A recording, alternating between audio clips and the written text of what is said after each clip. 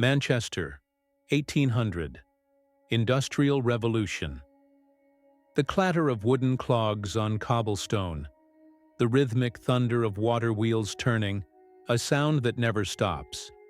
The acrid smell of coal smoke mixing with the damp morning mist rising from the River Irwell, carrying with it the scent of wet wool and machine oil.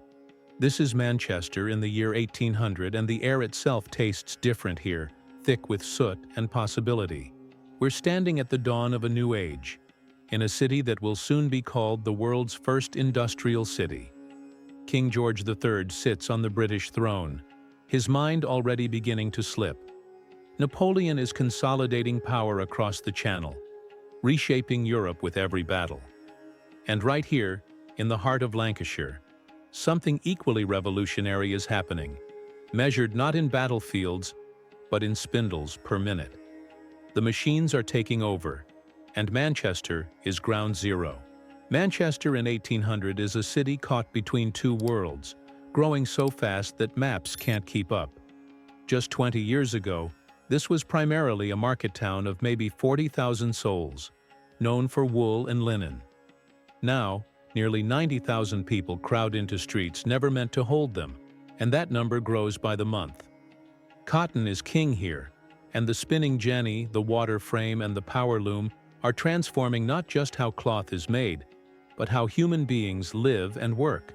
The city sprawls along the banks of the Irwell and the Irk, rivers already changing color from the dyes and chemicals pouring from the mills. This is a boom town, drawing workers from across the countryside with the promise of wages, however meager, in a world where rural enclosures are pushing farming families off ancestral land. What makes this moment special is that Manchester stands at the threshold of the Industrial Revolution. The innovations happening in these mills will ripple across the entire world within a generation. Britain's empire runs on cotton, and Manchester is becoming the place where raw fiber from American slave plantations is transformed into finished cloth for global markets. Let's begin our walk at the beating heart of this transformation, the cotton mills that line the riverbanks. As we approach the river district, the roar grows louder with every step. Massive brick buildings rise 4, 5, sometimes 6 stories high, their rows of windows gleaming in the weak sunlight that manages to penetrate the smoke. These are the new cathedrals of Manchester, temples to productivity and profit. Inside, hundreds of workers tend to spinning mules and power looms, the machinery driven by enormous water wheels that churn the Irwell's murky waters. The heat is oppressive, the air so filled with cotton fibers that it looks like snow is falling indoors, coating your lungs and making every breath a labor. Children as young as 6 dart between the machines, their small fingers perfect for reaching into tight spaces to clear jams or tie broken threads. The mill owners, men like Robert Owen and Samuel Gregg, are building fortunes that would have been unimaginable just a generation ago. Here's what's remarkable.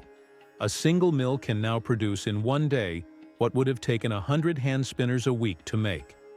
The pace is relentless. The shifts often 14 hours long, 6 days a week. The factory bell that calls workers at 5 in the morning has become the new church bell. Step too close to a machine, and you might lose a finger, a hand, or worse. There are no safety guards, no compensation for injuries. Yet despite the danger and exhaustion, there's also a strange pride here, a sense that they're part of something new. Now we walk northwest toward the old town center, where Market Street still bustles with the commerce that built medieval Manchester. The contrast is jarring. Here, timber-framed buildings lean toward each other across narrow lanes, their upper stories jutting out so far that neighbors could almost shake hands across the street. The market square is alive with vendors selling everything from fresh butter and eggs to ribbons and second-hand clothes.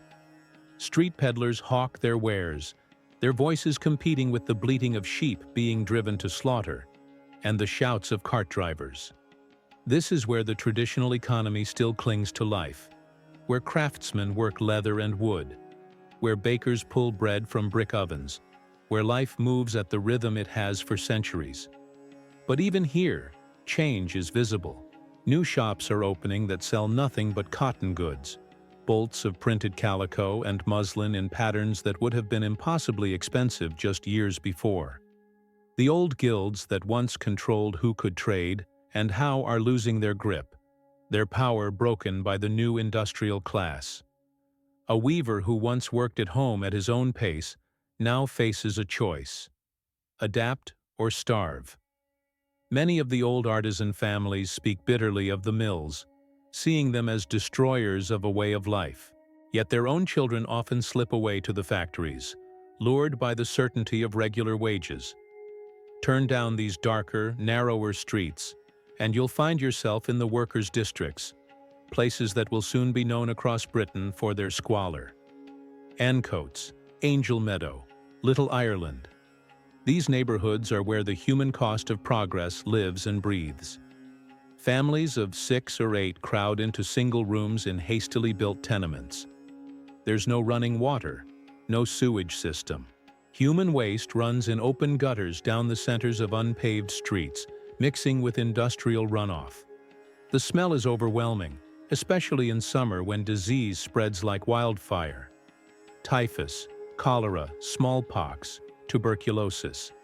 Families here work in the mills and then come home to conditions that are, if anything, worse than the factory floor.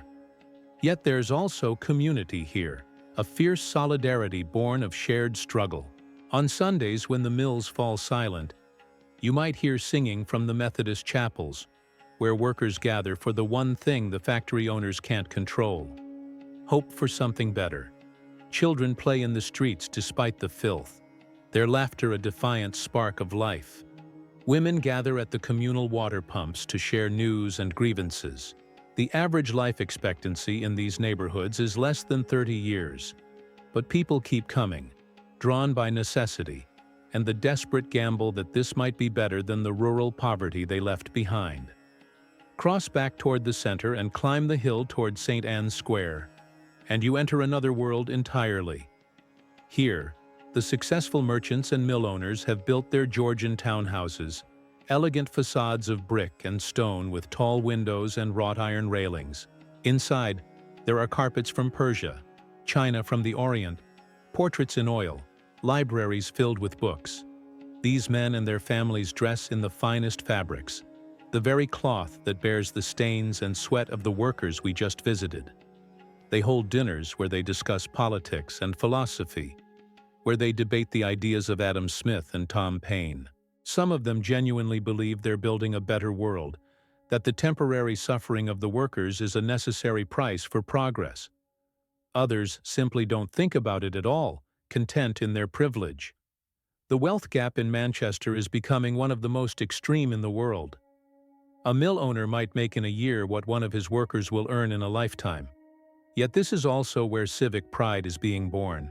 These merchants are funding libraries, philosophical societies, and charities. They're beginning to see themselves not just as businessmen, but as the architects of a new kind of city. If you stand in Market Street today, you'll find it's now a pedestrianized shopping avenue lined with chain stores and coffee shops. The timber-framed buildings are long gone, replaced by Victorian and modern architecture. The old market square where farmers sold their goods is buried under layers of development. The mills along the river, those massive brick fortresses of the Industrial Revolution, many of them still stand, but they've been converted into luxury apartments and creative offices. The same buildings where children once labored 14-hour days now house graphic designers and tech startups. The Irewell, once so polluted that it ran black and lifeless, has been cleaned up enough that salmon have returned to its waters. In Ancoats, those slums that were among the worst in Europe have been demolished and rebuilt, though the street patterns sometimes remain ghostly traces of a harder time. St. Anne's Square is still elegant, still a place where the prosperous gather, though now it's filled with outdoor cafes and seasonal markets. The wealth is still there, but it's distributed differently, or at least we like to think so. What we've witnessed in Manchester in 1800 is the moment when everything changed. This was the city where human labor first became synchronized with machines on a massive scale. where the rhythm of life shifted from the seasons and the sun to the factory bell and the time clock. The smoke we tasted in the air was the breath of modernity. The suffering we saw in those workers' streets was the price paid for the comfortable lives so many of us now lead. Manchester didn't just make cotton, it made the blueprint for industrial capitalism, for better and worse. The children we saw in those mills, their lungs filled with fibers, their bodies bent by labor. They built the modern world with their small hands. What remains is this: a city that never forgot it was forged in fire and smoke, that wears its industrial heritage with a complicated pride, knowing that progress and pain were, for a time, the same thing. The questions Manchester raised in 1800, about what we owe to workers, about the balance between profit and human dignity, those questions are still with us. Which city and which year would you like to journey to next? Drop your answer in the comments below.